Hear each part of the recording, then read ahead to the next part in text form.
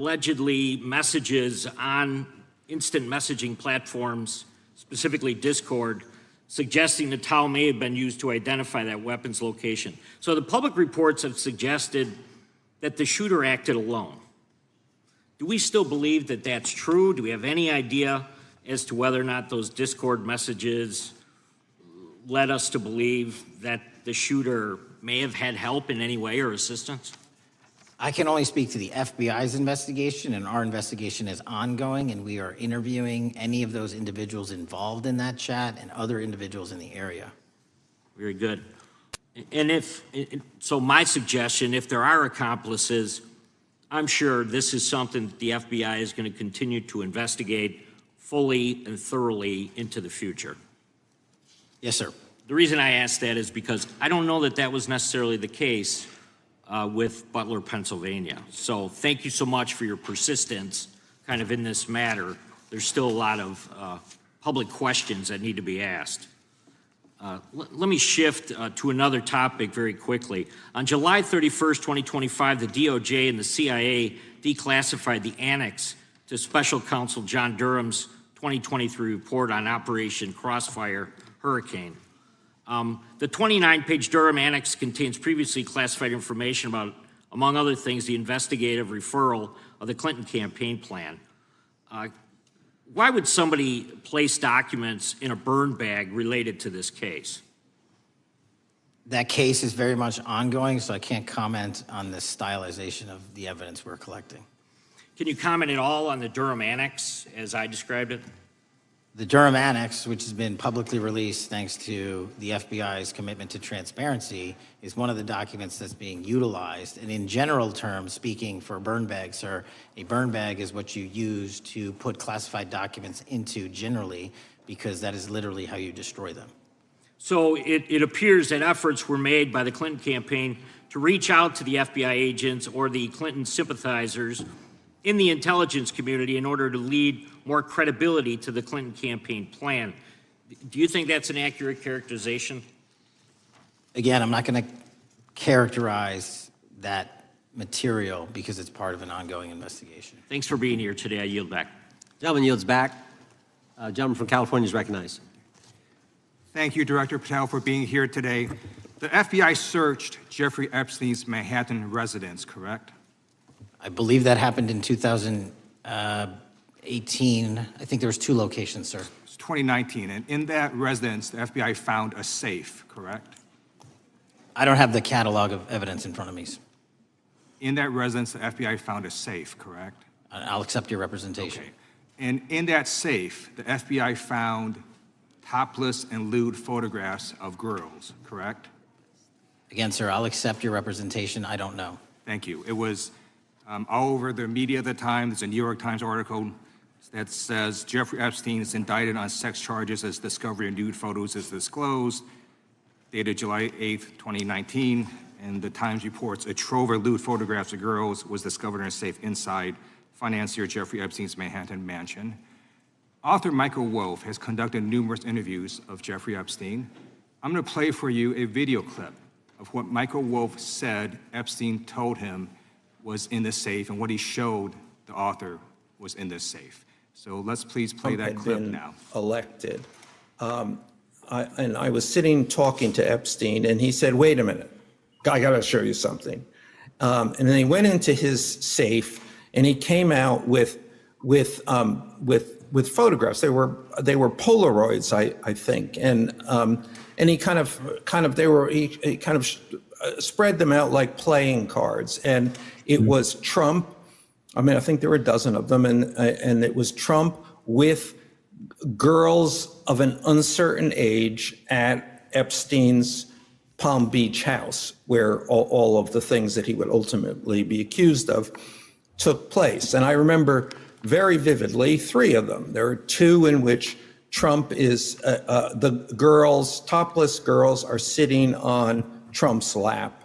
And then a 3rd in which he has a stain on the front of his pants, and the girls are kind of pointing at it, sort of bent over, laughing.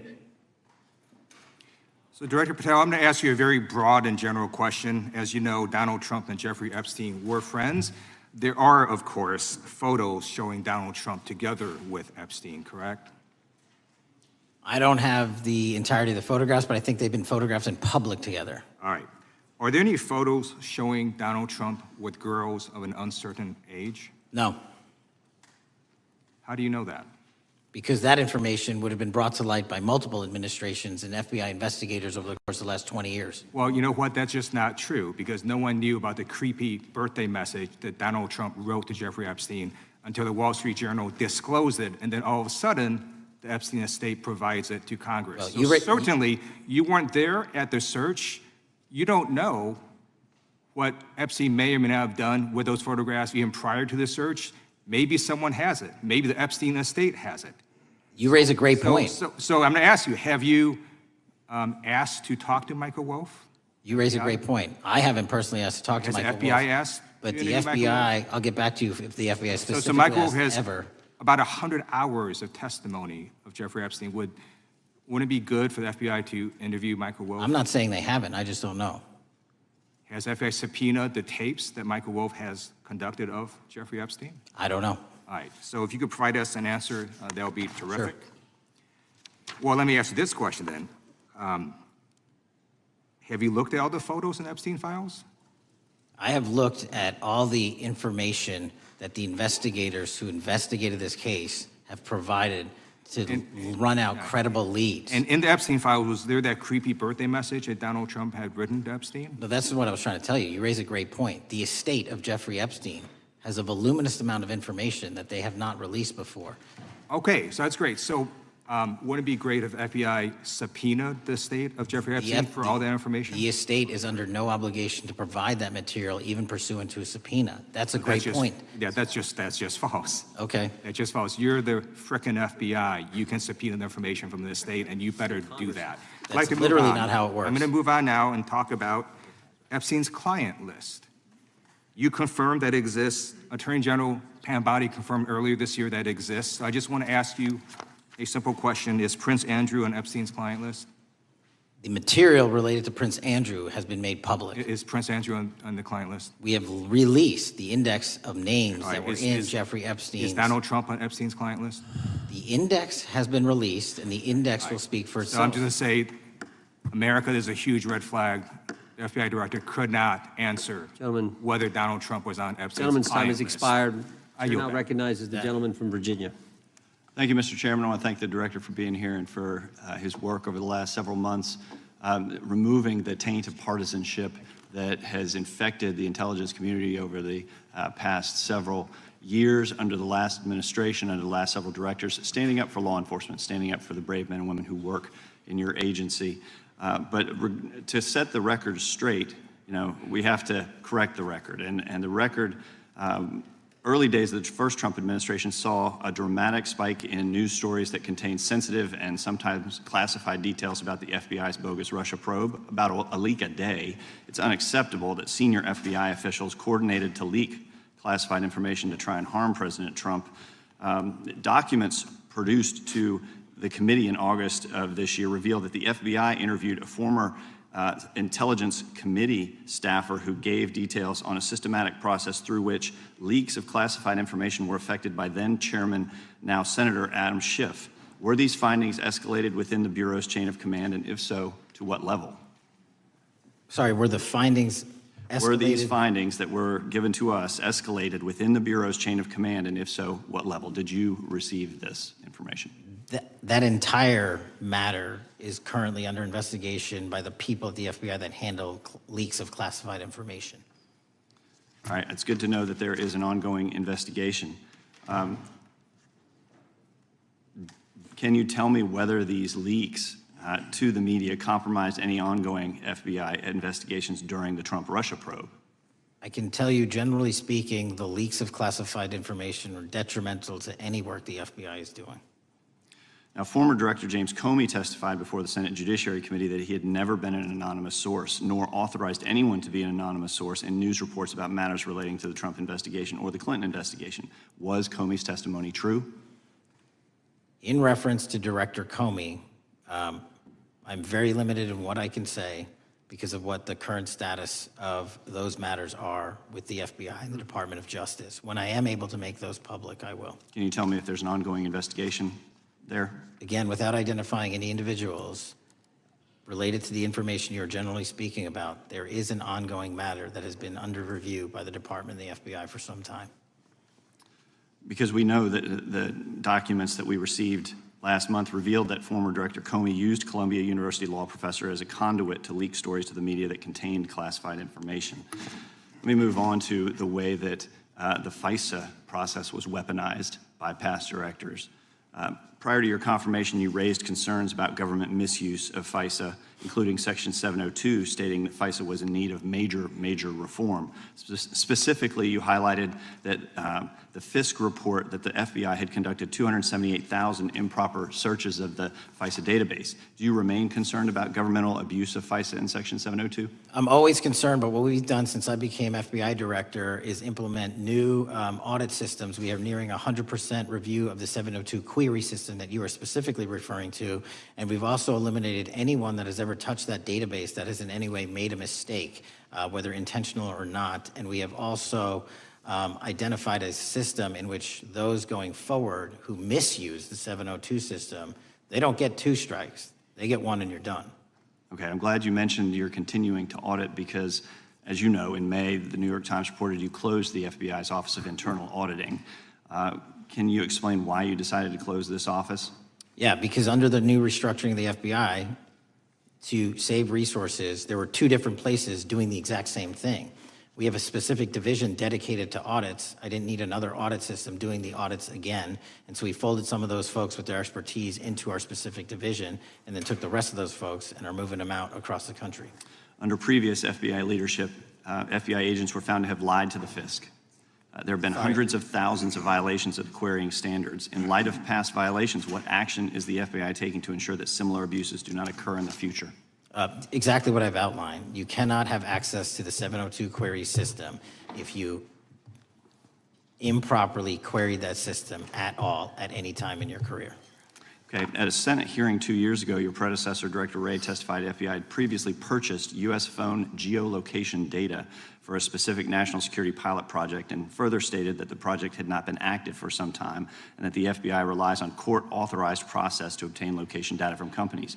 Does the FBI purchase location data or any other data of Americans from data brokers? I don't believe so, but I'll get back to you. Thank you, that'd be important. I appreciate that. I yield back. Gentleman yields back. Gentleman from Washington is recognized. Thank you, Mr. Chairman. Mr. Patel, before you joined the FBI, you had very strong opinions about what the FBI was hiding regarding Jeffrey Epstein.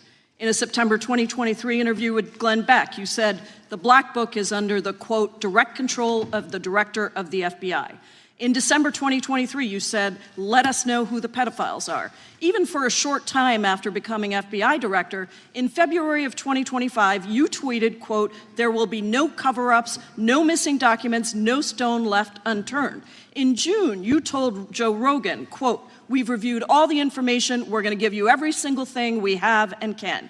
But then suddenly in July, everything changed. You and Attorney General Pam Bondi released one video and said that there was nothing more to see. Your July memo says you uncovered more than 300 gigabytes of data and physical evidence, but that you had decided no further disclosure would be appropriate or warranted. That is a quote. I think what happened, Mr. Patel, is that suddenly you discovered that Donald Trump's name was all over these files, and you started a giant cover-up. So you are under oath, Mr. Patel. You just testified to Mr. Swalwell that you did not speak to the president about the Epstein files. To your knowledge, did Attorney General Pam Bondi speak to the president about what was in the Epstein files? I can't speak for Attorney General Pam Bondi. So to your knowledge, you don't have any information. The question was, do you have any knowledge? Do you have any knowledge? I can't speak. You are refusing to answer the question, so let me tell you that the Wall Street Journal reported that in May, Bondi told Trump that he was in the Epstein files, and at the same meeting said that the DOJ did not plan to release the files. Yesterday, you testified to Senator Kennedy that there was, quote, no credible information that Epstein trafficked girls to anyone else, and that you have, quote, continuously and publicly asked the public to come forward with more information and we'll look into it. Today, in response to Mr. Massey's question, you appear to say that the survivors were not credible. These are survivors. That's not at all what I said. Okay, great. I'm going to ask you this in a second, but let me tell you about the don't lie about survivors, me. and let's bring them up here into the room. These are women who came to the Hill and testified that they were groomed and raped at the age of 14 and 16 years old, and they called to meet with the president and to meet with the FBI and to have people investigate their claims. Some of them have never testified before. If you are so interested in getting the public to submit any information, why have you not met with them? You said you haven't met with them. Have you met with them? I'll give you one more chance. My job as the FBI director is to Is the invite all answer yes or investigative no leads. to whether or not you met with these women who were sexually abused and raped?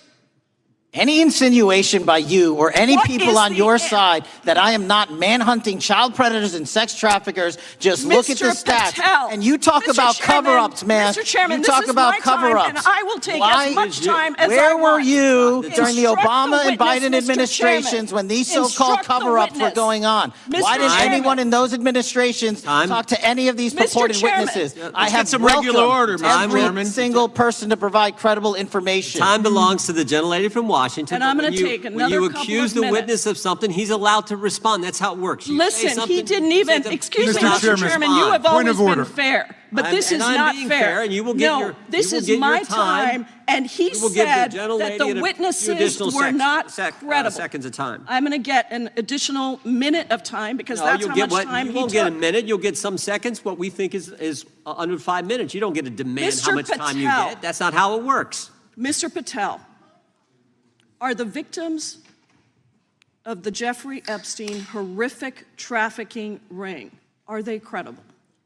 Any person with information about ongoing I sexual didn't. trafficking. I'm asking you if they're credible. Ma'am, I'm Are they commenting on the credible? evidence we have. But And we have routinely asked for people to come forward with more evidence, and we will look at Mr. it. And the evidence that we have was the same evidence that the Biden and Patel, Obama Justice Departments Mr. had. Patel, And they this is determined, not new. me, they determined Mr. that Chairman, information was not Mr. credible. Chairman, he's not letting me even ask my questions. You This is ask the ridiculous. questions, he gives an answer. You may not like what he says, No, but that I'm doesn't mean you get to he's not interrupt answering him. my question. Mr. You Chairman, have could we an- restore the gentlelady 45 seconds so she We can will give complete her her question? additional 30 seconds, which is what I said I'm earlier. going to keep taking my time because you'll take here's the the time thing. that you get. You get are 30 not seconds. answering the question. The question I is, have, you just don't like the answer. Are these women credible? It's a yes or no answer. I have answered the question. Well, and I what is keep the telling answer? you, I'm the only FBI director that has welcomed new information in this Okay. case. This You're not- administration is the only one that has welcomed any new information in this Is there case. a yes or no to whether Present the new victims credible are information. credible? Present new Are information. the victims credible The victims- or not? I'll tell you what happened in the last Trump Are they administration. credible or not? You can't even Victims say. credibly came forward, and you know what happened? President Trump authorized the indictments President of Jeffrey Trump Epstein, called not them Biden, a hoax. not Obama, President Trump no one called else. the entire thing a Democratic hoax. So I would like to ask The you gentlelady's if time has you expired. will I gave her the meet- additional if 45 you- seconds she if you requested. will The meet- gentlelady yields back. The gentleman from Mr. New Chairman, Jersey is I would like recognized to for his ask if 5 you would minutes. meet with the women who were sexually time does not belong- abused and raped and groomed time does at not the belong ages to the of gentlelady from 14 Washington. and The time now 16 belongs- years old. Are the you time- going to cover up? No, I'm Are not you gonna- going to I'm continue gonna to recognize cover the up gentleman for from the New Jersey rich for and his 5 minutes. powerful men, including those that might be on this committee? I can yell Or too, are Mr. you Chairman, going but I don't wanna to yell allow above them this. to The time belongs testify? to the gentleman from New Jersey. I Are you appreciate the going to allow gentlelady them to yielding testify, back. Mr. Patel?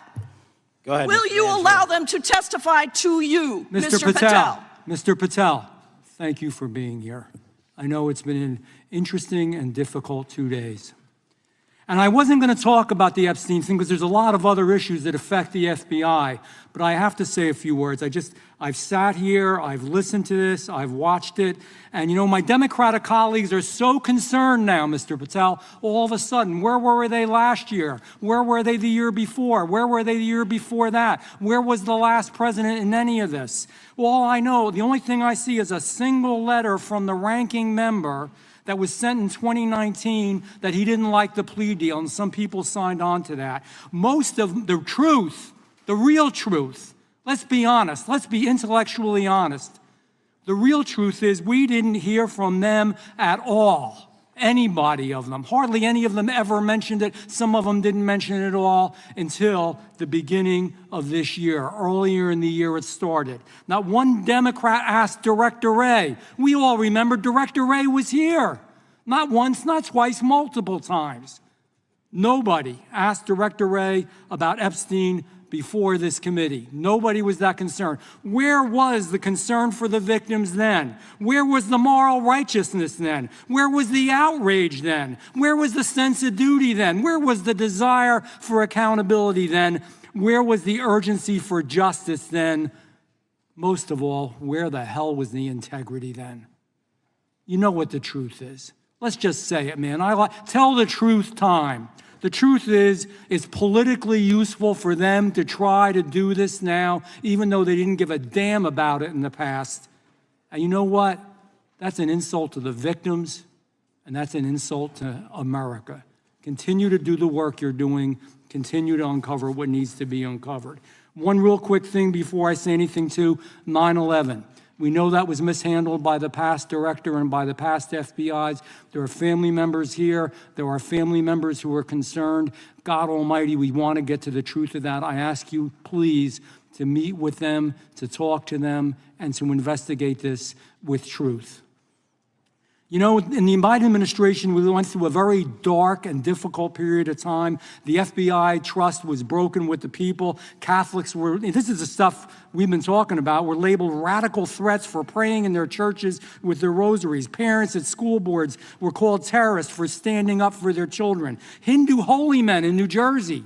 We have the largest Hindu temple in the world. They were attacked. They were put up against the wall with guns to their heads. So it isn't just a Catholic or Christian thing. American Jews were targeted in colleges and universities, and a lot of folks in the FBI, in the past FBI, not this one, didn't give a damn. We can't go back to targeting religion. We can't go back to silencing free speech. The Biden administration did that. So I got questions for you. Hopefully thoughtful questions that you can answer for us in a thoughtful way.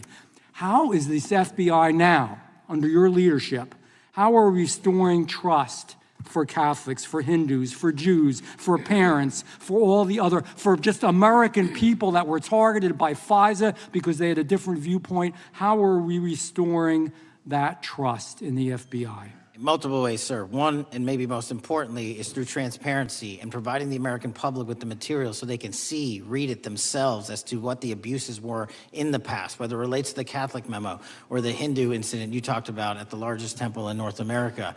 Any institution of faith and any member of faith will not be investigated by this FBI because they are men and women of faith ever, period. And nor should they. Nor should they. I don't mean to interrupt you, but my God, of all the amendments to the freedom of speech, freedom to believe in what you want to believe in, I know you're standing up for that. Continue. I'm sorry. No, that's it. Sorry.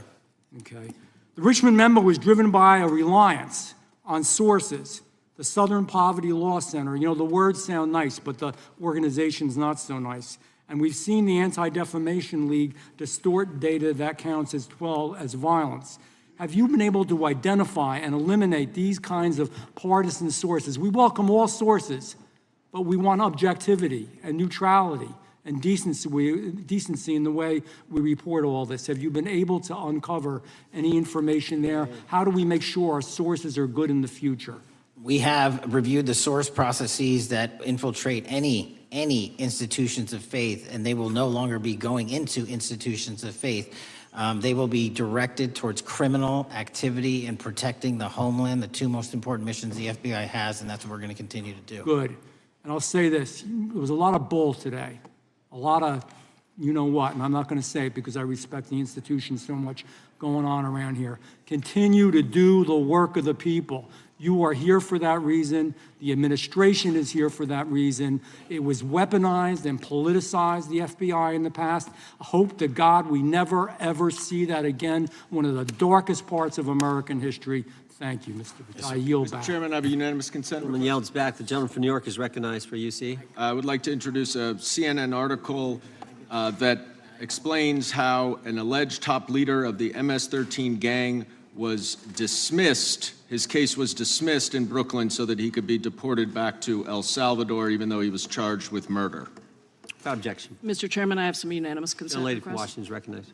I ask unanimous consent to enter into the record an article titled "Justice Department Told Trump in May that his name is among many in the Epstein files." Without objection. I have another one that is a July 2025 article by the New York Times entitled "How a Frantic Scouring of the Epstein Files Consumed the Justice Department," stating that DOJ and FBI employees reviewing the Epstein files were instructed to flag any mentions of Trump and other celebrities. Without objection. And I have another unanimous consent request to enter into the record an August 2025 article by The Guardian entitled "Ghislaine Maxwell Hinted at Epstein's Ties to Trump Officials. Why Wasn't She Pressed for Names?" stating that Maxwell told Deputy U.S. Attorney Todd Blanche that some of the, quote, cast of characters around Epstein are in Trump's cabinet. Without objection. Chair now recognizes the gentlelady from Pennsylvania. Thank you, Mr. Chairman, and thank you, Mr. Patel, for coming before us to testify today. I am concerned by your repeated claims that you're not able to disclose anything further about the Epstein investigation and files, and that there's no evidence of a broader conspiracy or other people who should be charged, because the American people aren't buying that you've been transparent or that there's nothing further to be seen. In your exchange with my colleague, Mr. Roy, you reiterated something that I heard you say yesterday in your Senate testimony, and that is, under your direction, the FBI will always follow the money. Is that right? The money, did you say? Yes. Yes, you said you'll follow the money. That's great.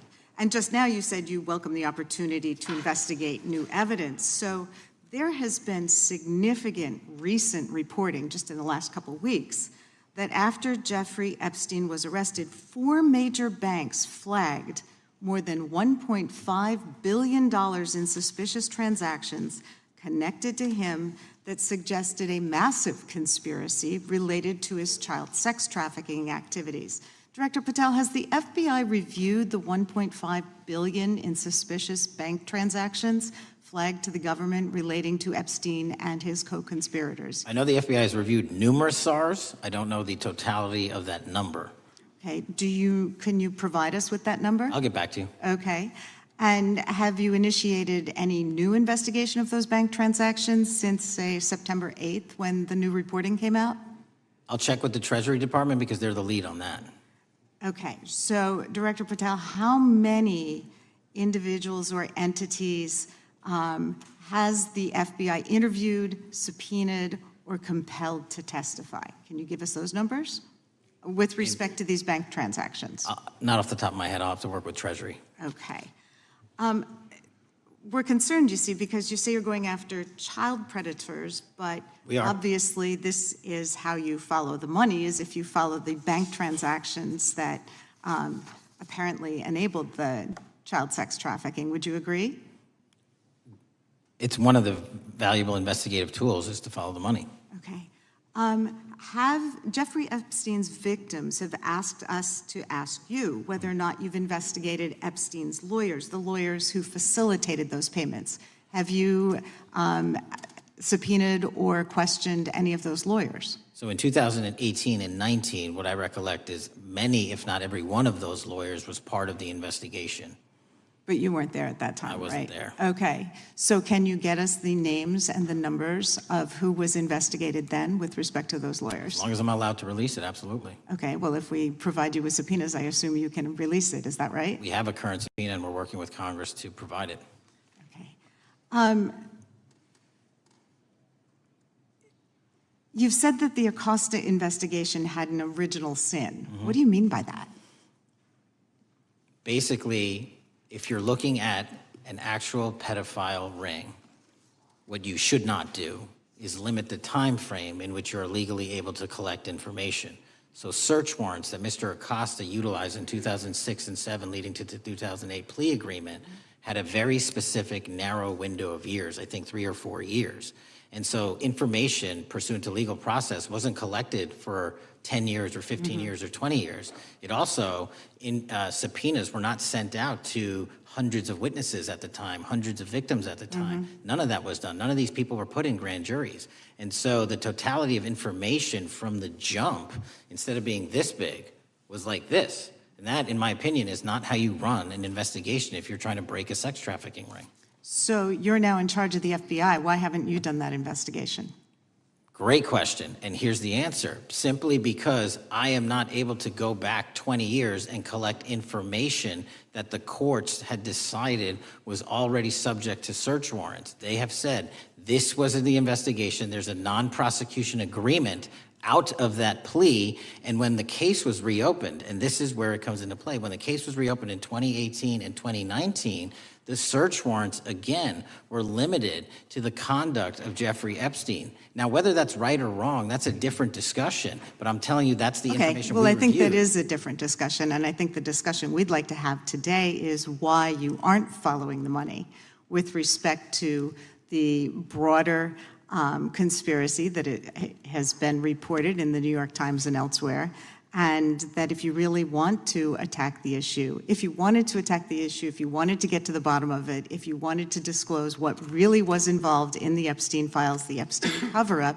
that you would be taking very different actions that you are today. I do want to seek unanimous consent to enter into the record the New York Times September 8th, 2025 article, How J.P. Morgan Enabled the Crimes of Jeffrey Epstein. Objection. And also an article dated July 17th, 2025, in the Epstein case, Follow the Money. Objection. Okay, thank you. Gentlelady yields back. Mr. Chairman. Gentleman from Maryland is recognized. Thank you much. Pursuant to Clause 2K6 of Rule 11, I move that the committee subpoena the CEOs of 4 banks, J.P. Morgan, that's Jamie Dimon, Bank of New York Mellon, Robin Vince, Bank of America, Brian Moynihan, and Deutsche Bank, Christian Sowing, in order to get the suspicious transaction reports. These 4 banks have flagged to the government $1.5 billion in suspicious transactions related to the sex trafficking crimes and conspiracy of Epstein, Maxwell, and all of their collaborators. And as you know, Mr. Chairman, we got the SARS reports for Hunter Biden totaling around $20 million. And so these $1.5 billion in SARS reports we should get, especially since the director doesn't seem to be forthcoming. And I request that we do this immediately. I think the director's been very forthcoming. We will hold any motion to subpoena in abeyance until the conclusion of the hearing. The chair now recognizes the gentleman from Texas. Thank you, Mr. Chairman. Thank you, Director Patel, for being here. It is quite clear that certain members of this committee, they want their 15 seconds on TV, stamping and coming. Maybe it's for fundraising. Maybe they're struggling in their district. They need a little bump. But they turn a committee into a clown show, and that's what we're seeing. You're being unjustly attacked today. I watched the Senate hearings yesterday. You were attacked there. We know there's an agenda. There's always an agenda. It's the same characters with the same personalities, the same objective, and that is destroy the mega movement. You're being attacked, Director, is because you're effective. You highlighted what you've been doing in D.C. with the president in reducing violent crime. You're very effective. Another individual that was very effective with meaningful debate and dialogue was Charlie Kirk. And they killed him for it. Charlie Kirk was a man of faith. First and foremost, he loved his Lord Jesus. He loved his family. Beautiful wife, beautiful children. Just a remarkable, honorable man that was silenced with this assassin's bullet. I would say if Charlie Kirk lived in the biblical times, he'd have been the 13th disciple. He'd have been the 13th disciple. We have a new committee, if you're not aware, a new select committee regarding January 6th.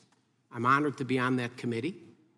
I'm looking forward to working with other members to expose truth questioning federal agencies that were involved on January 6th, like the FBI, played a role, but we don't really know, Director, to what extent. We don't know. The January 6th sham committee was not formed by Nancy Pelosi to seek truth. It was nothing about getting to the truth about January 6th.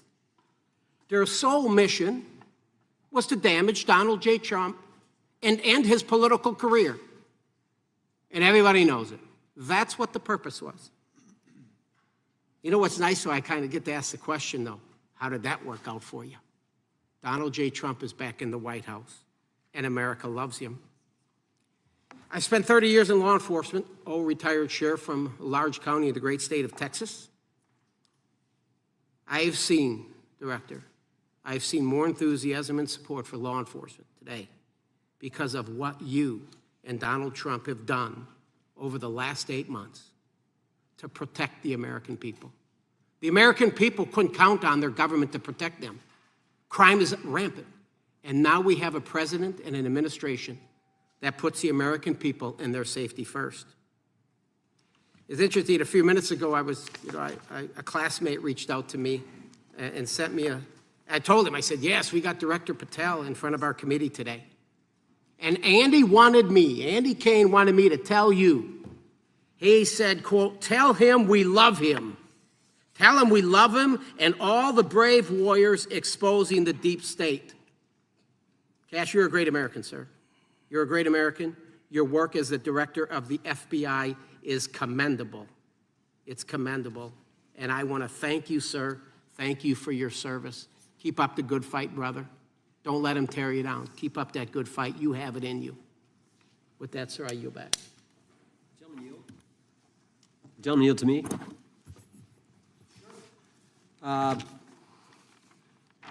Director Patel, there were 26, the gentleman mentioned the select committee, there were 26 confidential human sources at the Capitol on January 6, 2021. 4 entered the Capitol and thereby broke the law. Do you know if those individuals were being paid by the Ray FBI? So we've provided 600 pages of documents to this committee alone regarding January 6th. That's 600 pages more than any of my predecessors. Yep. Generally speaking, confidential human sources are always paid by the FBI. That's how it works. I can't speak to the specifics on each one and how much they make. And we appreciate it. We've reviewed some of that material, and you've given us a lot of material that we didn't get from Director Ray. That specific question, I think, is important to the American people.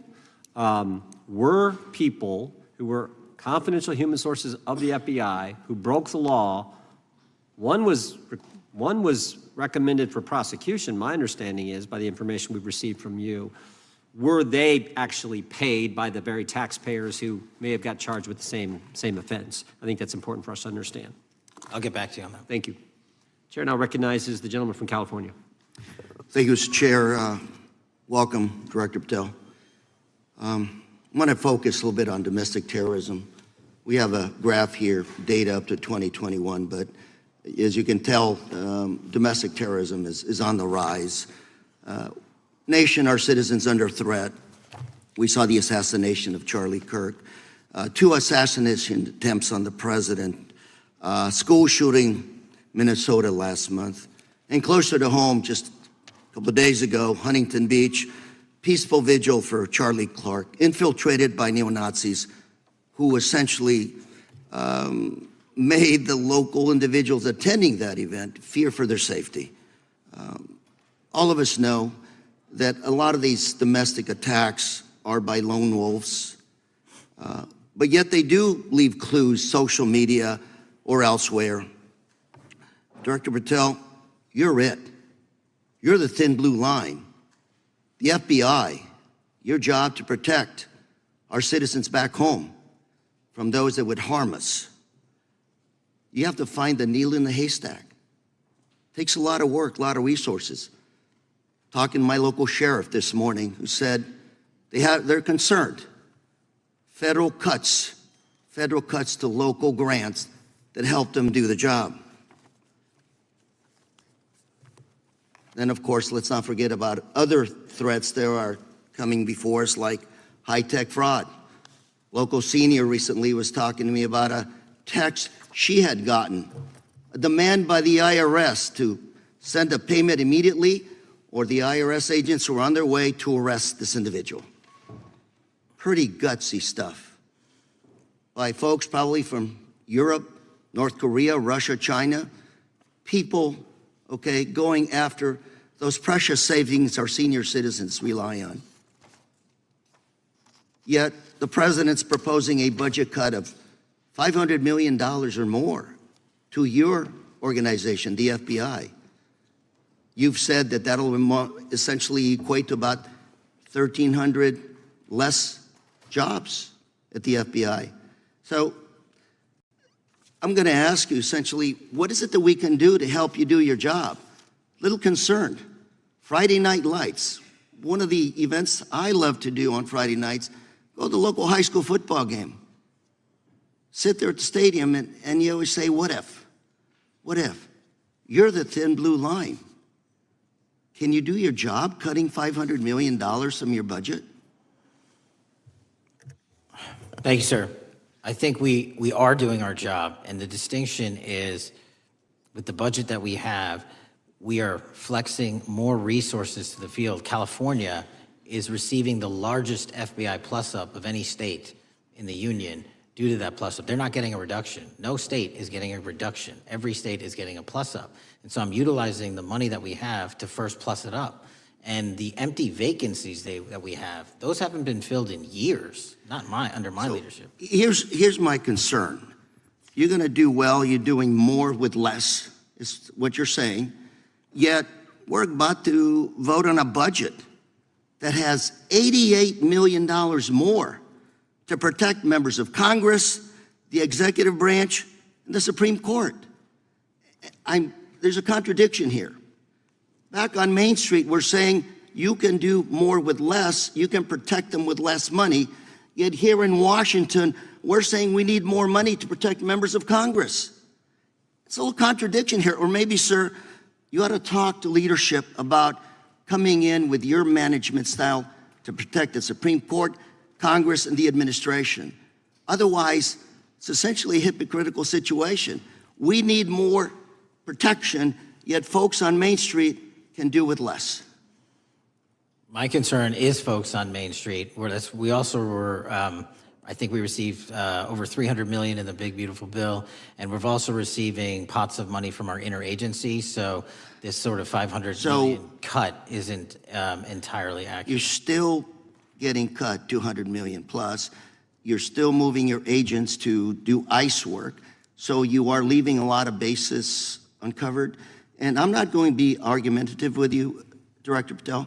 I'm just saying, if that thin blue line does not hold, people on Main Street will pay the price. I agree with you, sir. And I just look forward to working with you because I am very concerned that these kinds of budget cuts are short-sighted, especially when my local sheriff calls me and says, we need more support, and we're looking at budget cuts. I'll work with you, sir. Thank you, Mr. Chair. I yield time. Mr. Chairman, I have another unanimous consent request. The gentleman yields back. The gentleman from New York is recognized for unanimous consent. I seek to introduce a December 2024 OIG report from the Department of Justice, which confirms the conclusion of the Bill Barr Justice Department that the so-called whistleblower, a disgruntled former employee of the Intelligence Committee, was not a credible witness and there were no further actions taken. Without objection. Mr. Chair, I'd like to submit some items for the record. You bet. Gentleman from California. First one, Trump's deportation diverts FBI agents off child predator cases. Second one, FBI director backtracks on administration's proposed budget cuts. And number three, Trump administration says 70% of ICE detainees do not have criminal convictions. Without objection. Gentleman from Texas is recognized. Thank you. Director, earlier this year, the committee learned of new documents tied to the Crossfire hurricane investigation and the Russia collusion hoax against President Trump. Your efforts in declassifying key documents tied to this investigation allowed the committee to acquire thousands of pages that it did not have previously. Did any of your predecessors make any effort to declassify these documents? Not to the extent we have. Did any of your predecessors share or leak any details that were classified at the time? There are ongoing leak investigations across the board at the Bureau related to this. I believe one of those is Mr. Comey, and I thank you for continuing that investigation. Among the declassified documents are the Durham Report Annex, the Crossfire Binder, and the Nellie Orr Criminal Referral. Could you summarize for those watching what we know about the Russia collusion hoax so far?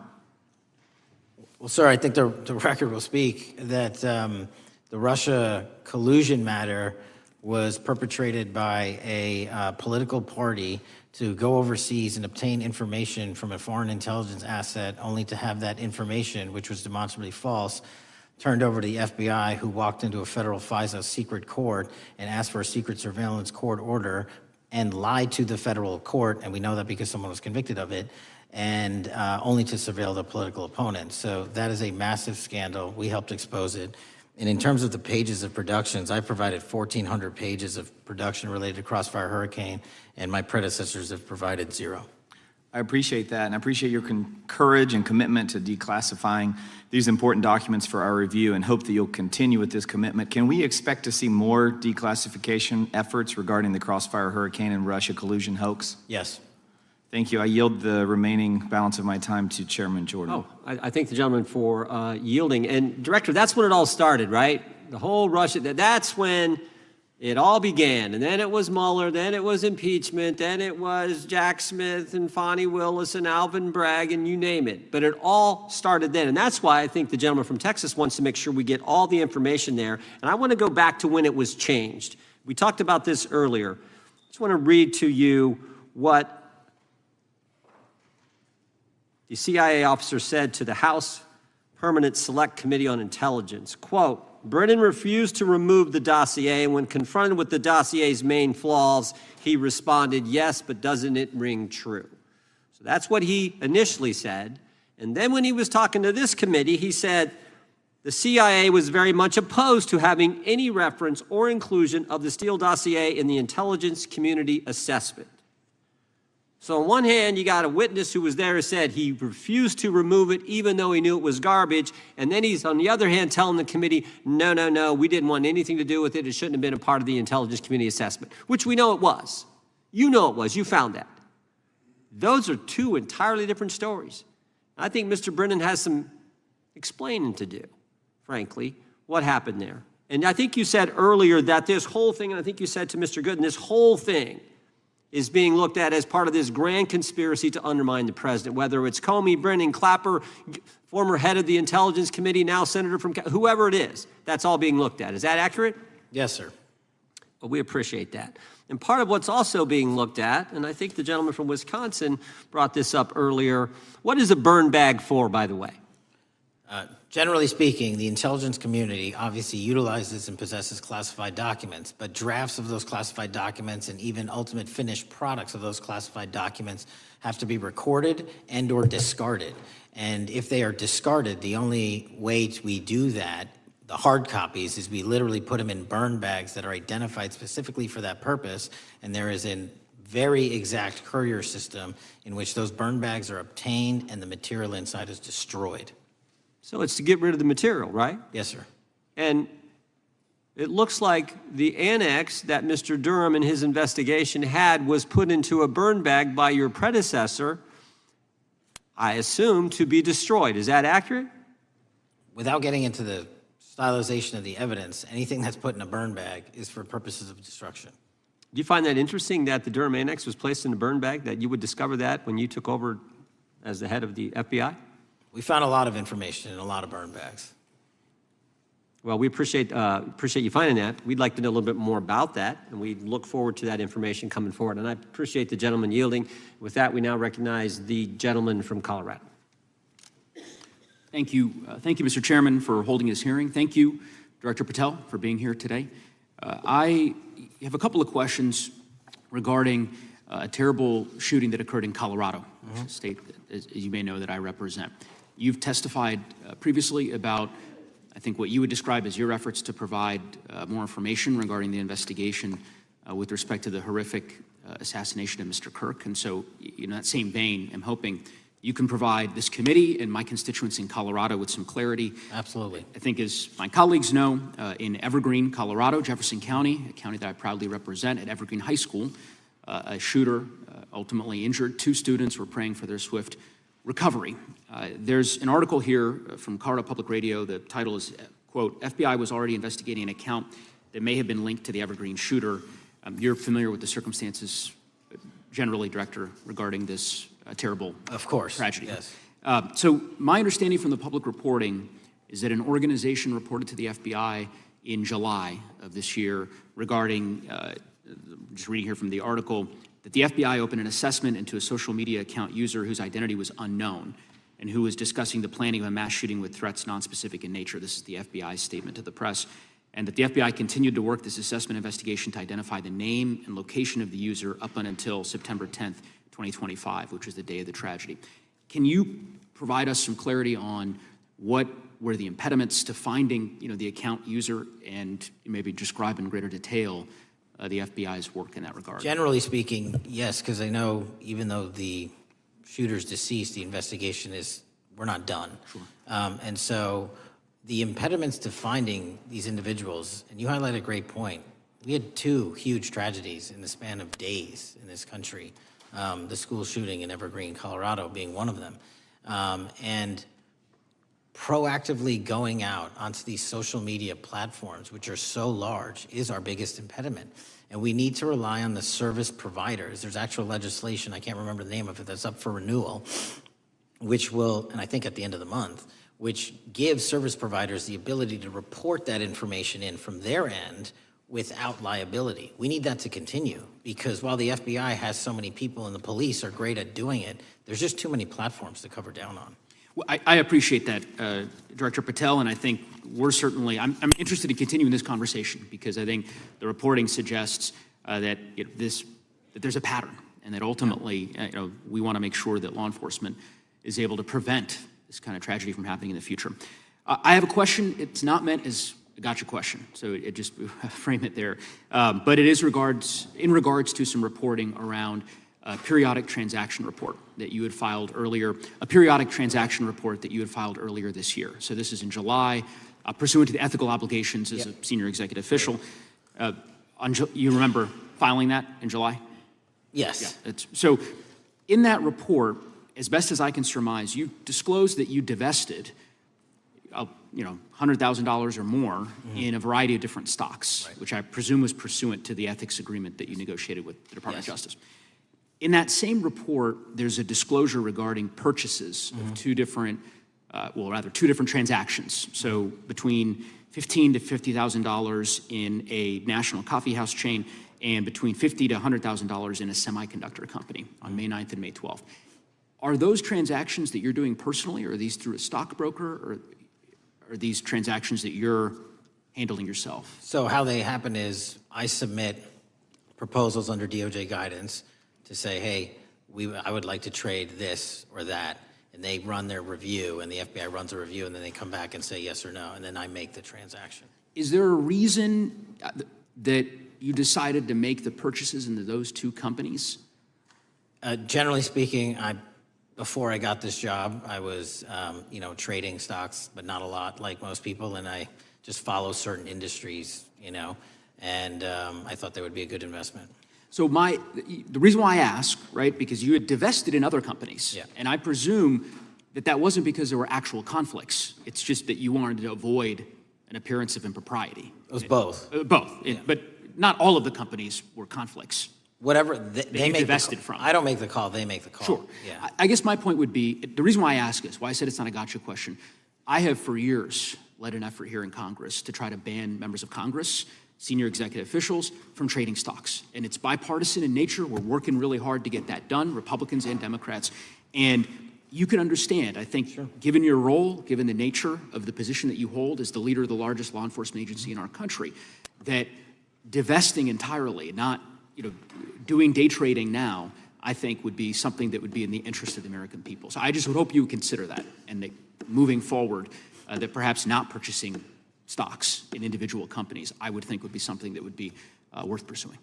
Gentleman's time is... I'm happy to give the witness an opportunity to... Thank you. I'll work with you on it. Gentleman from Alabama is recognized. Thank you, Mr. Chairman. Thank you, Director Patel, for being here today. Newly declassified documents confirm that the intelligence community under President Barack Obama knowingly relied on unverified and fraudulent evidence to manufacture a false claim that Russia, in fact, meddled in the 2016 election. Is there more to be done to uncover the depths and origins of the Russian collusion hoax? There is, and we're doing it. Why should Americans still care about that, Director Patel? Everybody wants to talk about a weaponized bureaucracy. And when we put out the facts about a weaponized bureaucracy, not because I said so, but because we found the FISA documents, because we found the 302s and the 1023s, then it becomes a political football. My job is to continue to put out that information and let the American public read it for themselves when I'm lawfully able to do so. And that's been my commitment on any subject, Russiagate or otherwise. Wherever the law allows me to do it, I will do it.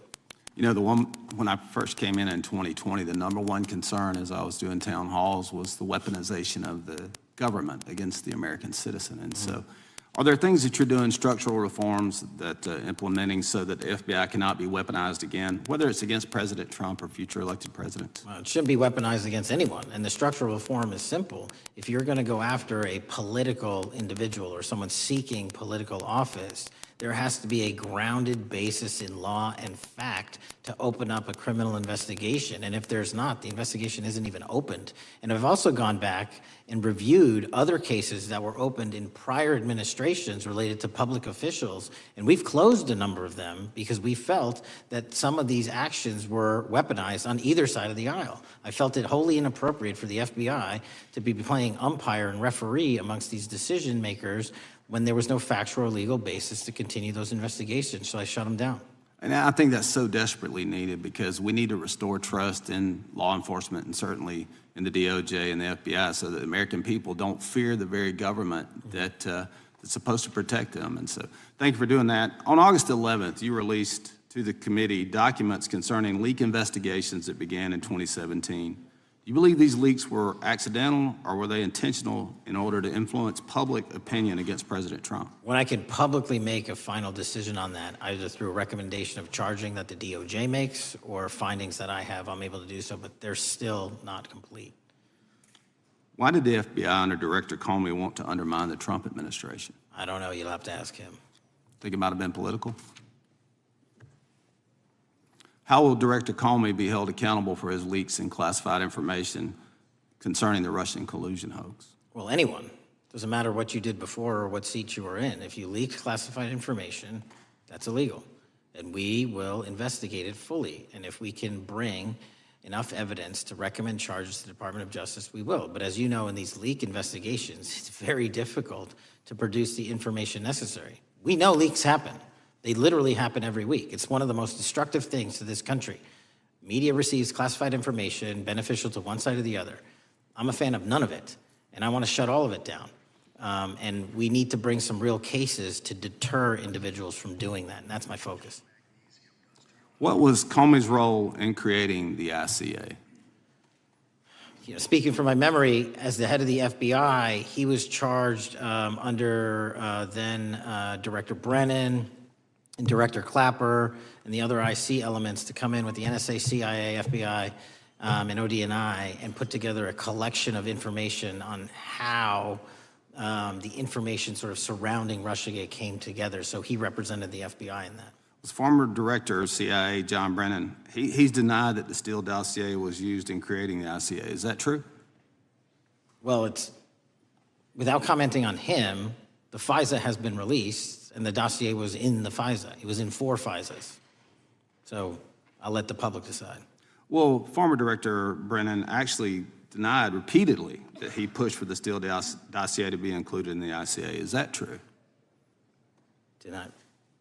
I'll let his testimony speak for itself, but then Deputy Director Andy McCabe also testified to the House Intelligence Committee, which has now been declassified, that were there no Steele dossier, there would have been no FISA.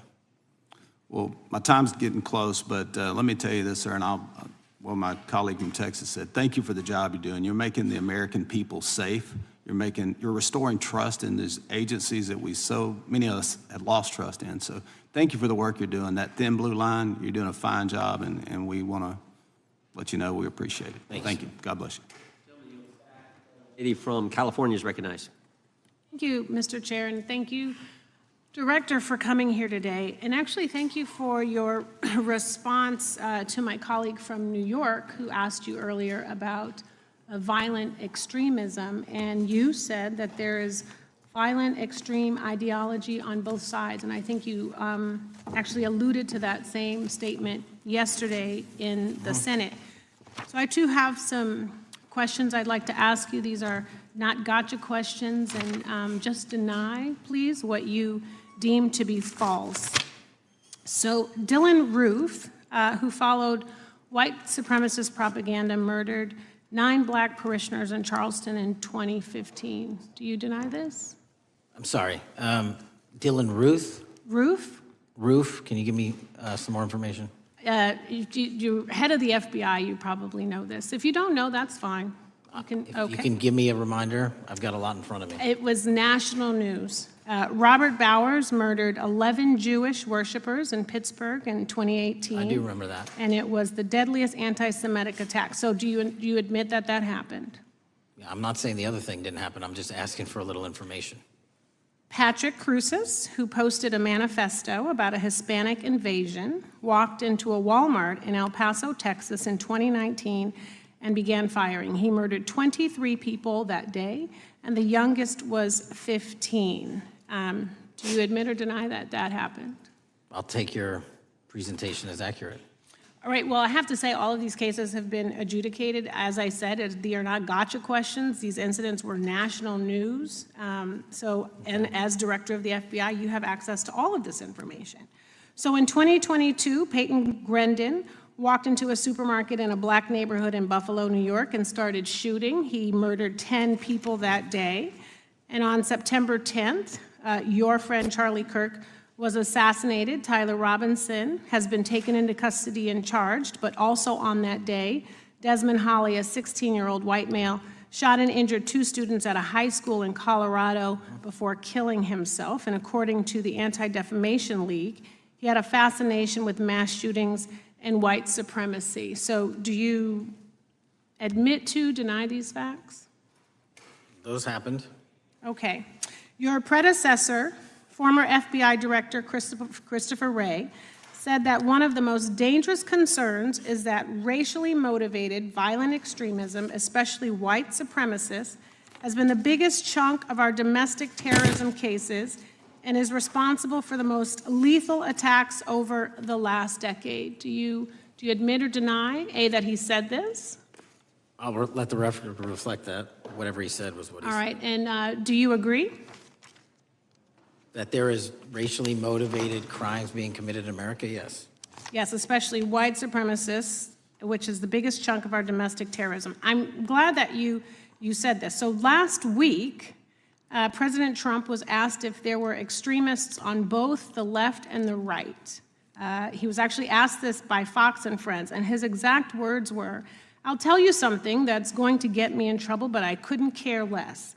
The radicals on the right oftentimes are radical because they don't want to see crime. The radicals on the left are the problem, and they're vicious, and they're horrible, and they're politically savvy." Do you agree with the president? I don't speak for the president. The president speaks for himself. Do you agree with the president? I don't. On what matter? On the question that I just asked, do you agree with his statement about the radical left? That there's ideology that's driving violence on both sides? Yes, that's what he acknowledged. No, he didn't. He didn't. But I'm glad that you're saying that and actually creating some separation between you and the president. And I'm glad that you That's literally are not what happened. He said acknowledging both. that there is violent extremism on both sides. What's interesting is that the research arm of the Department of Justice, the National Institute of Justice, do you know what that is? I'm familiar with them. Okay, great. It is the research arm of the Department of Justice, and it published an article in 2024 devoted to domestic radicalization, violent extremism, and terrorism. I have it. It's interesting that it's no longer on the website. It has been scrubbed, but I ask these questions because what makes a strong, qualified director of any business, of any household, of the FBI, what makes a reputable prosecutor is not lapdog loyalty, but a commitment to the creed that evidence is agnostic. and that the evidence will lead you to making the right decisions. And your job, no one's job is to like the data or the evidence, it is to collect it. That is how you gain trust. And Mr. Chair, I would like to enter into the record, if I may. White supremacist group stands by racist ideology with unanimous consent. Without objection. Dylan Roof, the radicalization of the alt-right and ritualized racial violence. Without objection. Thank you. Another article, how Robert Bowers went from conservative to white nationalist. I'd like to enter that into the record with me. Without objection. Patrick Cruces believed he was fulfilling Trump's wishes in El Paso attack, his attorney said. I'd like to enter into the record. Without objection. Buffalo shooting, how far-right killers are radicalized online. I'd like to enter that into the record. Without objection. Evergreen High School shooters' online activity reveals fascination with mass shootings, white supremacy. I'd like to enter that into the record. Without objection. Murder and extremism in the United States in 2024, a report by the Anti-Defamation League. I'd like to enter that into the record. Without objection. And the article, the report that was scrubbed from the DOJ just recently, National Institute of Justice Journal focusing on domestic radicalization, violent extremism, and terrorism. I'd like to enter that into the record. Without objection. And lastly, the libertarian think tank Cato and their analysis on violent extremism and the right rising in extremist acts. I'd like to enter that into the record. Without objection. Thank you, and I yield back. Gentlelady yields back. Gentlelady from Wyoming is recognized. Just very quickly, Director Patel, thank you for being here, for your service to this country, and for the transparency that you have brought to the FBI and for the American people.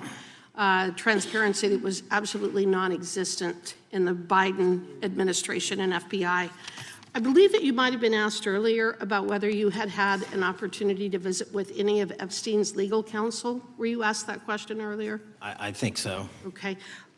One of the legal counsels or legal fixers for Mr. Epstein was Stacey Plaskett, the Democrat delegate to Congress from the Virgin Islands. So perhaps for those on the other side who are interested in talking to Jeffrey Epstein's attorneys, they could sure visit with one of their own colleagues. I want to focus on something that I think is very important that has not been addressed enough today, and that is related to the consequences of the Biden open border. One consequence of the Biden border crisis is the impact that it continues to have on our tribal communities, with the cartels taking advantage of our open borders, the Mexican drug cartels, by infiltrating our reservations and bringing violence, drugs, murder, trafficking, and more. Last year, when I questioned the Attorney General Garland about what the DOJ was doing to protect these communities, he simply deflected responsibility and said that Congress had not appropriated sufficient resources for them to be able to protect our tribal communities. Mr. Patel, what is the Trump FBI doing to counter the drug cartel infiltration and other violent crime targeting our Native American communities? Thank you. It only took more than half of this proceeding to talk about one of the priorities that the FBI has, which is crimes on tribal lands. Every single crime that we have been talking about, whether it's child predators, human trafficking, narco traffickers, murder, they all happen on tribal lands as well. And I've said since the beginning, it is a priority, which is why we launched Operation Not Forgotten on tribal lands.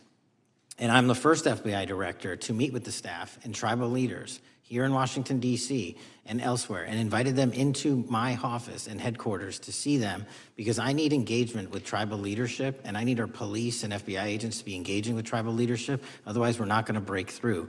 We have 1,900 Indian country cases open right now. We've got 600 indictments this year alone.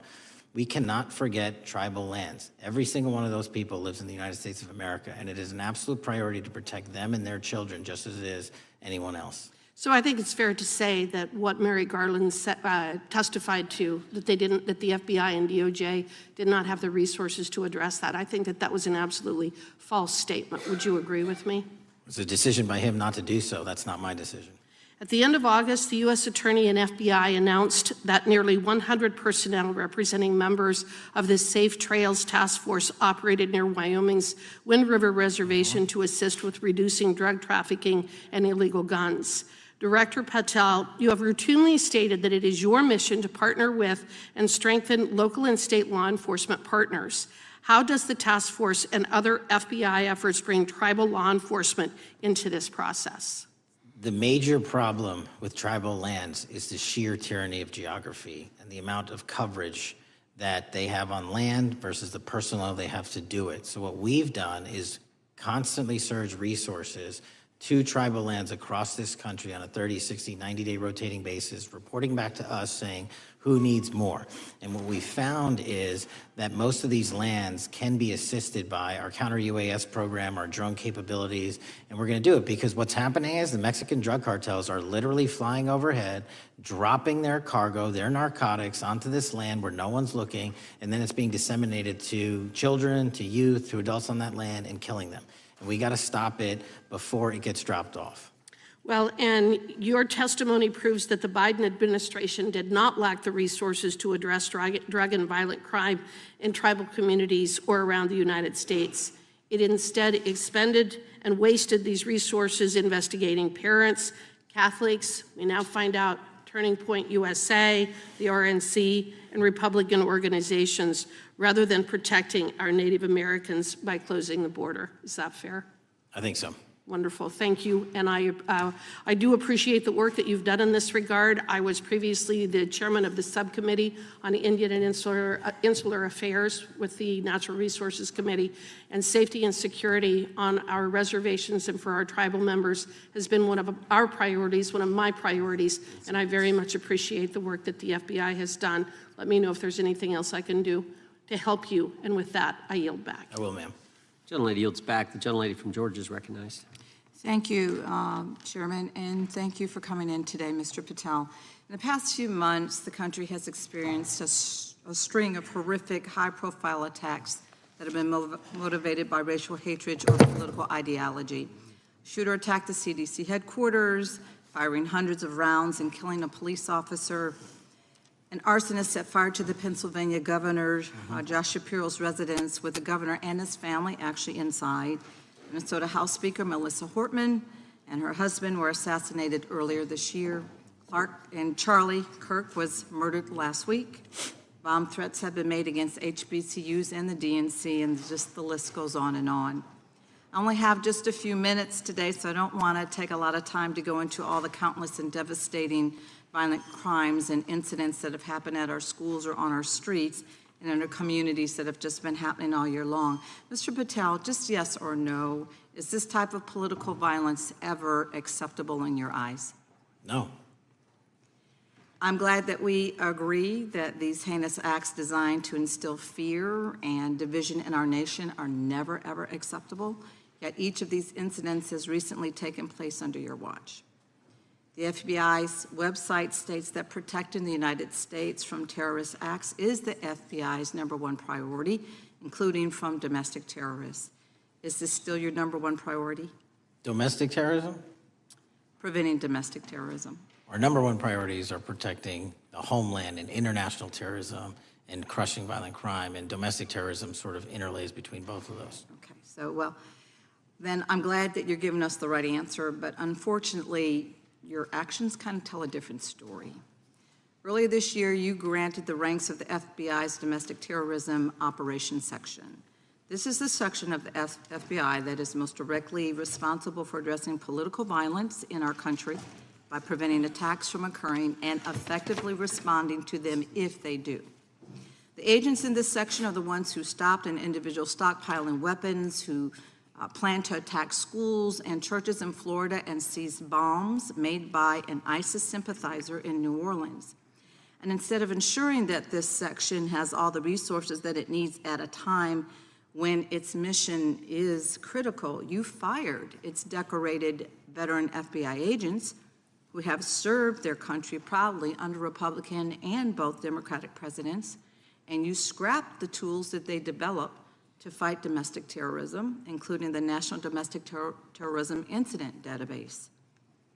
I mean, most of that is just not true. We have 1,700 current DT managed programs. We're up 300% in the amount of cases we brought against nihilistic, violent extremists, including 764, wishing to harm our children. The FBI and the men and women are getting after that problem set more than ever because I've unleashed them to do so. And any insinuation that these tragic occurrences across the country are somehow singularly my fault or disgusting because that watershed goes Mr. down to the Patel, men I'm and going to women at the reclaim my time. FBI, Mr. Patel, and I'm they going are to not reclaim my time. responsible Mr. for it. Chairman, I'm I'd happy like to to work with enter a you unanimous to get them what they Gentleman- need. Gentlelady request. controls the time.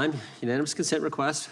She'll state a request. Thank you very much. Into the record, an article from Reuters titled FBI Scales Back Staffing, Tracking of Domestic Terrorism, Probes Sources Say. Thank you very much. Without objection. I appreciate that. So, Mr. Patel, and it isn't just the domestic terrorism operations section. Under your watch, agents are fully diverting their attention to these anti-immigrant and city takeover operations, leaving our children vulnerable to dangerous networks of online predators, both domestic and international. You pulled more than 120 FBI agents from their normal duties to operate sobriety checks and conduct traffic stops, exposing the FBI's fleet of unmarked cars and thereby making it harder for the FBI to combat violent criminal gangs, foreign intelligence services, and drug traffickers in the process. That's simply not true. If we were not able to do two things at one time, how would we be Patel, I seizing reclaim record my amounts of time. I reclaim my fentanyl? time. 23,000 Chairman, I'd like to violent enter felons have into been the arrested. Time belongs to the More gentlelady. than twice as many as Consent last Time belongs request. to the gentlelady from Georgia. Thank you very much. And this request basically is, it is an article from Reuters which quotes law enforcement officers familiar with agents who once covered child exploitation cases but now focus on immigration child exclusive. Thousands of agents diverted to Trump immigration track down. Mr. Patel, in the short time I have left, your tenure as director of FBI has been somewhat problematic. Americans are left safe, definitely less safe under your watch. You have gutted the FBI's ability to keep safe from domestic terrorism. You have sent FBI agents to conduct traffic stops and round up hardworking immigrants who pose no danger to public safety. People even President Trump referred to as good, long-time workers. Your job is to protect and serve the American public. Time to the You have gentlelady. spent your time protecting heinous individuals and using the FBI to serve as a political circus. You at times have appeared unequipped. Time to This the country gentlelady has deserves better, and expired. I yield. Gentlelady yields May I back. respond? Sure can. Simply put, what is it? Are we failing? If we're failing, how are we arresting 23,000 violent felons? Twice as many as this time last year. Are we failing? Because if we're failing, how are we seizing 1,500 kilograms of meth, 25% increase from last year? Are we failing? Because we captured 4 top 10 FBI most wanted from around the world in 7 months. That's more than the entirety of the last administration. Are we failing? Because we put 1,500 child predators in prison. Are we failing? Because we dismantled 300 human trafficking networks. Which is it? You don't like me, that's fine. But don't you dare disparage the men and women of the FBI that are producing record results in historic fashion to protect this country. They are kicking ass for America, and they're going to continue to do so. And we appreciate your leadership. The gentlelady from Florida is recognized. When I was home recently, I met with the agents leading the Tampa office of the FBI, and I saw what they're focused on in my community: stopping drug traffickers, rescuing children from exploitation, fighting cybercrime, protecting us from acts of terrorism, foreign and domestic. And I know from my time as a federal prosecutor and a judge that this work by the Bureau doesn't make headlines, but it is happening every single day. At the top, accountability is necessary, transparency is critical, but today we've seen an effort not just to diminish, but to distort the work of Director Patel and the agents he leads. If we really care about transparency and about truth, then what we owe to the American people is this reality: that thousands of dedicated professionals at the FBI wake up every single day thinking not about themselves, but about this country, and keeping every single one of us and our children safe from harm. And Director Patel, I would like to hear from you the facts about what the FBI is doing and your efforts to fight crime. Director Patel, isn't it correct that since January 20th, 2025, the FBI has made over 25,000 immigration-related arrests, including 350 members of Tren de Aragua and 195 members of MS-13? Those numbers are accurate. The Trinidad numbers are up over 350% from the year before. And during that same period, hasn't the FBI seized over 66,000 kilos of cocaine, 6,000 kilos of meth, and 1,500 kilos of fentanyl? Not to be nitpicky, but it's 89,000 kilos of cocaine and 7,300 kilograms of meth. And isn't it also true that the FBI Tampa Division's Panama Express Strike Force specifically seized nearly 67,000 kilos of cocaine valued at more than $1.6 billion from illicit maritime vessels? One of our best operations out of the Port of Tampa, and I was down there in South Florida when Panex did their work. Director Patel, since October 7th, 2023 Hamas attack, the FBI has been a co-leader of the Joint Task Force October 7th. Isn't it correct that this task force is actively working to bring justice for victims and to prevent terrorist infiltration at our borders? Yes, ma'am. Since January 20th, hasn't the FBI arrested 59 foreign intelligence operatives for spying or smuggling dangerous material into the United States? Yes, we have, and that's on track to be more than 25% than ever before. And the FBI has also been leading operations against major cyber threat actors, including those from Russia, China, Iran, and North Korea. Isn't that right? A 17% increase from year to date last year. Director Patel, the FBI's child exploitation task forces continue to investigate predators who target children online and across our communities. How significant is that threat today, and what results have you seen under your tenure in bringing these offenders to justice? We have, under Operation Grayskull, dismantled dark web units that are operating online, not just in the United States, but across the world, to do our children harm. We have taken into custody more suspects than ever before on those who seek to harm our children. That is what the men and women of the FBI do, and that's what they're going to continue to do. Those are the real results when you let good cops be cops and when you let us get on these platforms and expose them to the public and show them the harms of these predators on these online gaming systems and social media systems. And we need more help from Congress to allow us more authorities to do that work. The FBI laboratory manages the Combined DNA Index System, or CODIS, which compares over 25 million DNA profiles and aids more than 125 investigations each day. Director Patel, why is this important to law enforcement nationwide? All of law enforcement relies on our CGIS operation out of West Virginia. And what that does is allow 19,000 agencies to come in and say, hey, does this guy have a criminal history? Hey, is this an illegal firearm? Do we have a DNA hit like we did in these recent assassinations? That's what the FBI brings to bear, because local and state law enforcement agencies just don't have that capability, and we're doing it 24/7, 365. CGIS does not close for 1 minute.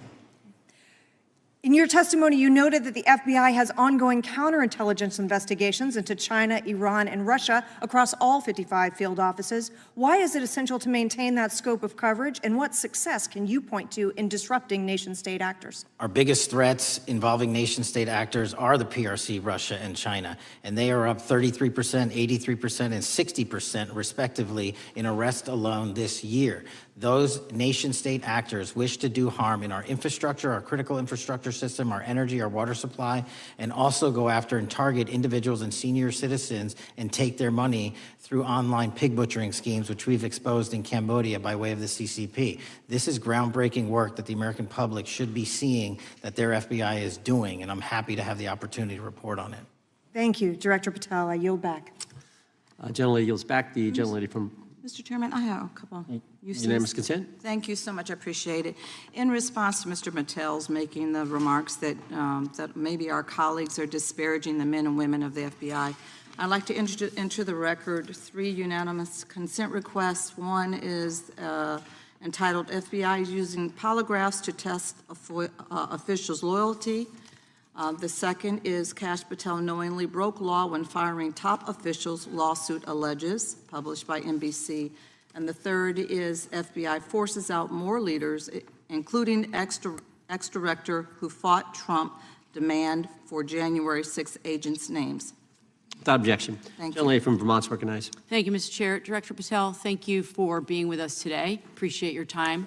Let me say at the top, political violence should have no place in this country, and I strongly, unequivocally condemn the killing of Charlie Kirk last week. And this is exactly the kind of case that warrants a swift and thorough investigation by the FBI. What shouldn't be happening, however, is this administration's seeming attempt to exploit Mr. Kirk's death within minutes of this horrible, horrible assassination, dividing us even further without knowing enough about the killer's complicated, confused political ideology and the extent of his motivation. And this week, Vice President Vance claimed that this is, quote, an extremely destructive movement of left-wing extremism, and said that, quote, it's part of the reason why Charlie was killed. He pledged to go after organizations on the left. But Director Patel, it was just 3 months ago that Melissa Hortman, the Minnesota House Speaker, and her husband Mark were shot to death in their home in the middle of the night by a self-identified right-wing extremist and Trump supporter. When that assassination happened, the FBI released a written statement denouncing the killings and pledging to hold the killer accountable. And I thank the Bureau for that. It was clear, concise, to the point. But when you compare that statement to the over 50 mentions of the Charlie Kirk killing and just 4 for the Hortmans on accounts affiliated with the FBI and your personal account, it appears to many Americans that you're valuing some lives more than others, and that's painful. And this is what I'm hearing from my constituents, so I just want to convey that to you. And the Vice President didn't even call on right-wing organizations to tone down their rhetoric after that horrific killing in Minnesota, and he never once spoke about dismantling conservative institutions. This week, when the President was asked by a reporter about Speaker Hortman, he claimed he didn't even know who she was. One of the most high-profile assassinations of an elected official in recent memory, and the President claims to know nothing about it, hasn't even heard of it. It was absolutely devastating for her colleagues and for her family. And I think we all can agree in this room that we have to stop this political violence. So my first question to you is, Director Patel, what is your plan as Director of the FBI to turn down the temperature, especially in light of the fact that it seems like members of the administration are reacting to political violence based on party affiliation? What's your plan? I can only speak for myself and the FBI. And what we are doing is, I think I mentioned earlier, we're following the money, because whatever attack you are describing, and they are all despicable, equally so, people need money to operate. People need money to conduct these attacks, to conduct these investigations.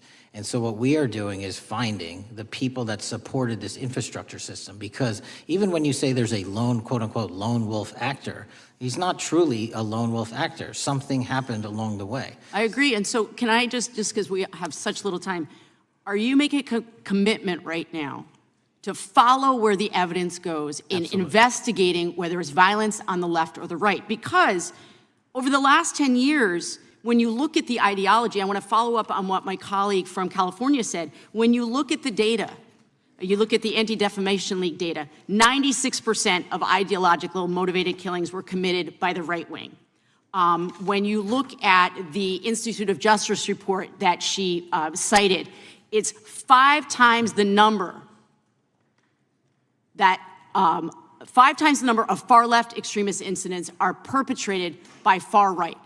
And it's been reported, and she mentioned this, that as of September 12th, 2025, just 2 days after Charlie Kirk's killing, that the DOJ removed that report from the DOJ website. That's why Americans are concerned that there seems to be a separate system of justice, that if you are a Republican and you are attacked, you will get the full weight and authority of the FBI and this administration. But if you are somebody serving in the Minnesota State Legislature and you are assassinated in your home, that the response is different. And I think to ignore the threats from the right or try to do a both and when there are multiple instances when it's overwhelmingly coming from the right, this is a disservice, because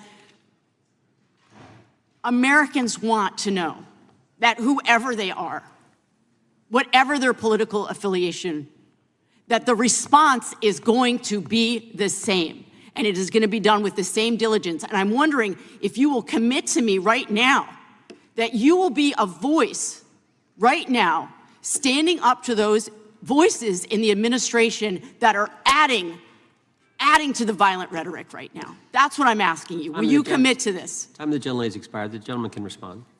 My voice will be through the investigations that the FBI conducts, and we will conduct them all lawfully and equally. Can we expect in the future that your tweets in related to one killing will be the same level of concern? The gentleman from Texas is recognized. Thank you, sir. Director Patel, thank you for being here today, and most importantly, thank you for restoring trust and faith in the FBI, which has been severely eroded under the Biden administration. Thank you for your service and your continued service in this capacity. On April 7th, 2025, Charlie posted on X, "Assassination culture is spreading from the left. 48% of liberals say it would be at least somewhat justified to murder Elon Musk. 55% say the same about Donald Trump. In California, activists are naming ballot measures after Luigi Mangione. The left is being whipped into a violent frenzy and set back. Whether losing an election or losing a court case justifies a maximally violent response," end quote. And unfortunately for Charlie, that reaction also came when they couldn't win a debate on a college campus. You cannot be intellectually honest and say that this problem is on both sides. It's not just what happened to President Trump, it's also what just happened to Charlie. We've gotten to a point in America where violence is encouraged. We have a former president of the United States that opens up his campaign in 2019, that's Joe Biden, by saying that his opponent is a, quote, existential threat to this country. Houston, we have a problem. People that you disagree with are not existential threats. They are not Nazis. They are not fascist. They are not racist. They are not deplorable. They are not irredeemable.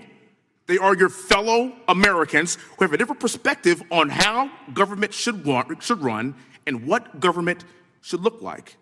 Whether or not we should have strong sovereign borders, whether or not we should have safe communities, whether or not we should have places to worship our God and not worry about being shot, whether or not we live in communities and cities that are not overwhelmed by drugs and crime, whether or not we have two genders, and whether or not we have common sense in our policies and our values. And people that believe these things are not existential threats. I happen to be one of these people that believes all of the above, and as someone that served this country in combat, I can assure you I am not an existential threat to this country because I swore to protect her.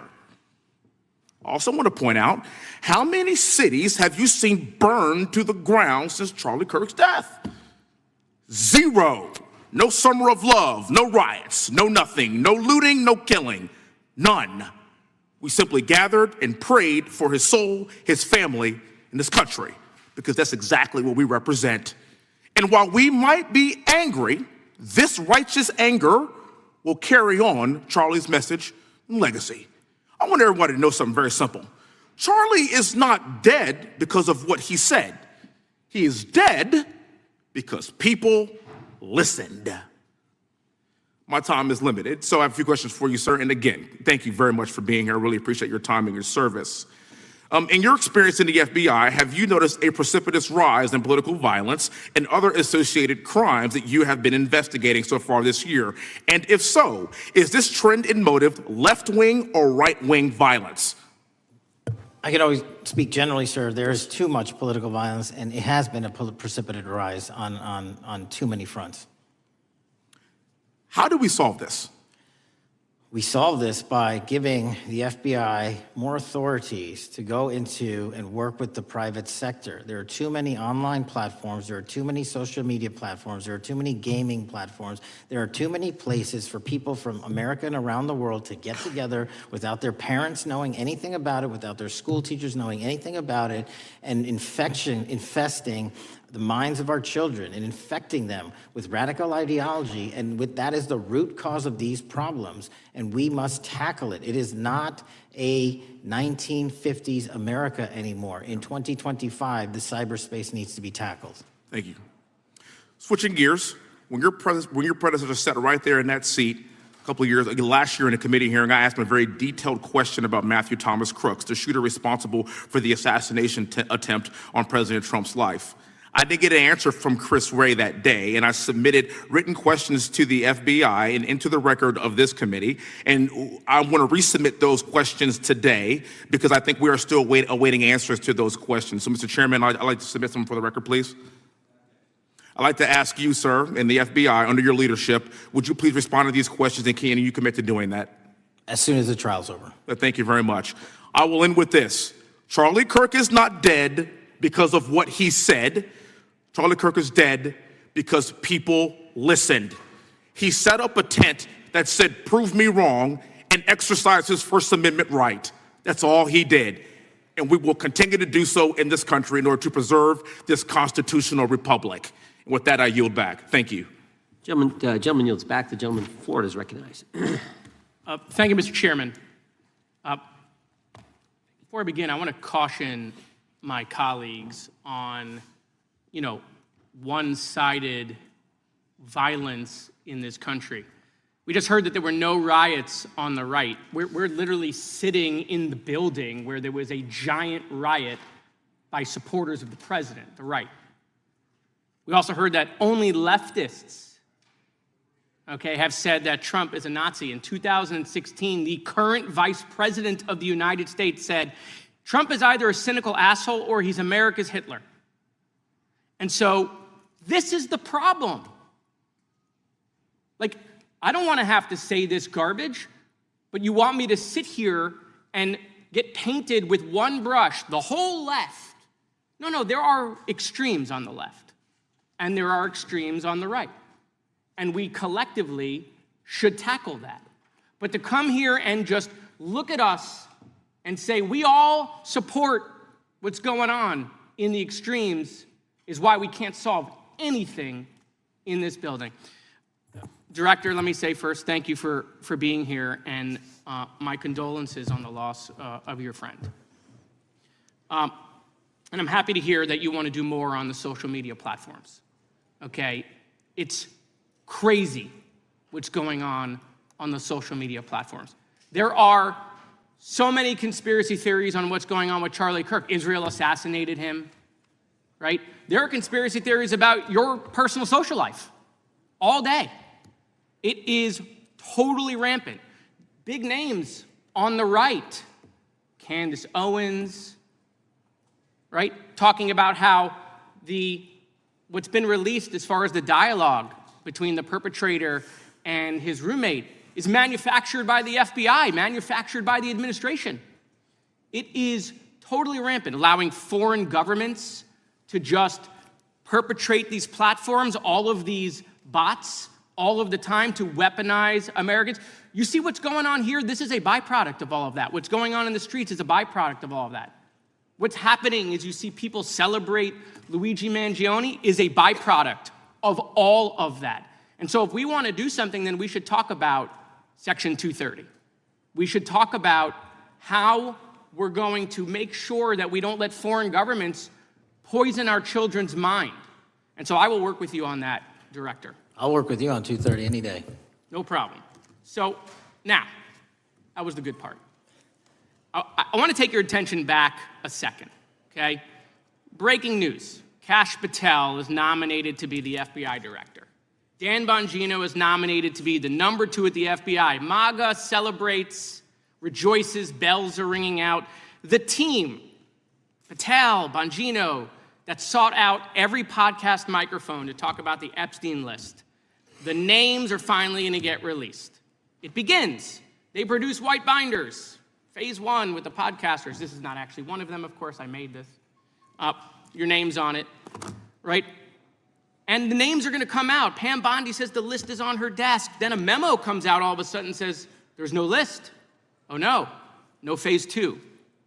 Phase 2 binders never happen. You said the conspiracy theories around Epstein just aren't true. They never have been. And yesterday, in an answer to Senator Kennedy, you said the FBI is not in possession of any credible evidence that Epstein trafficked girls to anyone but himself. So according to your testimony yesterday and in this committee, according to the evidence the FBI has, the number of names on the list are 0. No, zero. The index has been released, and the number of people involved in that trafficking operation were charged in 2018. Other than Epstein and Ghislaine Maxwell, your testimony in the Senate and here is that according to the evidence you have, the number of other names is 0. That were charged based on credible evidence. Well, who are the other names? Give me the other names that weren't charged. We are not releasing the names of anyone because the Department of Justice never does that of anyone that didn't have any credible information to attack them. Let me move forward. The president has, you've seen the picture of the woman's body with the writing and the president's signature. The president says that's not his. Okay? President says it's not his. The Republican colleagues say it's not his. The administration say it's not his. Will you be opening up an investigation into the Epstein estate for putting out a fake document with the president's signature linking him to the world's largest pedophile ring? Will you be opening that investigation into that? On what basis? On what basis? They literally put out a fake document, according to the president, with a fake signature. It's a forgery of the president of the United States signature. That's the basis. Sure, I'll do it. Okay, I look forward to that investigation. Am I over? Thank you, Mr. Chairman. I appreciate your diligence. Gentleman's time has expired. Chair now recognizes the gentleman from California. Director Patel, as you know, my state, California, is home to the worst public infrastructure failure in U.S. history, known as California High-Speed Rail, although the name is probably a misnomer. Earlier this year, I joined your counterpart at the Department of Transportation, Sean Duffy, doing a compliance review of the federal money the state has received, and the outcome was that the state has not complied with the terms of its billions of dollars in funding because it hasn't actually built anything. And so that federal funding has now been cut off, but a lot of us in California still have questions as to where all the money went. We're 17 years in to this project, and absolutely nothing has been built. Not a single bit of track has been laid. There are no stations. There are no passengers. And the plan initially was to have the whole thing, LA to San Francisco, done by 2020 at a cost of $33 billion. Yet here we are in 2025, nothing has been built. And according to the New York Times, the project won't even be completed this century, and the total cost is now estimated to be over $130 billion. So I just wanted to ask you, do you think this is something that bears scrutiny, or can you confirm whether there's any kind of investigation going on at the FBI? The FBI certainly can't investigate incompetence, but the FBI certainly can investigate and does investigate waste, fraud, and abuse. And so if we have any information that indicates that that happened in this situation or anything else, we'll look at it. Thank you very much.